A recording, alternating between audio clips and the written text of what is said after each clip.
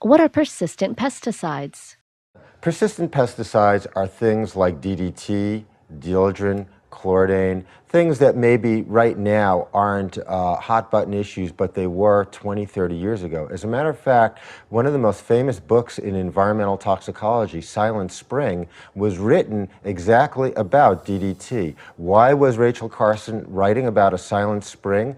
The birds were not living anymore because of DDT. It was getting into the earthworms. The birds were eating earthworms, and it was affecting the thickness of the eggshell. They weren't able to reproduce.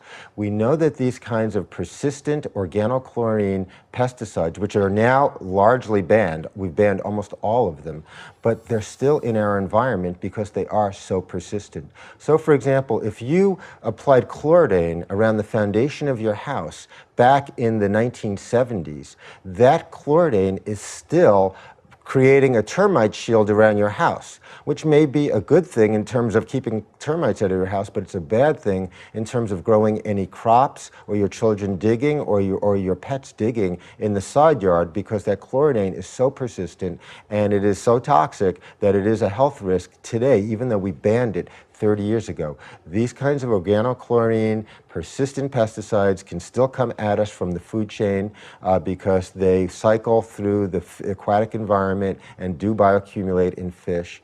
And I want to add that DDT is still used in certain parts of the world because it is one of the more effective anti-malarial chemicals to kill mosquitoes. And that can come back at us through the fish we eat, and even small amounts can come back into the United States in rainwater.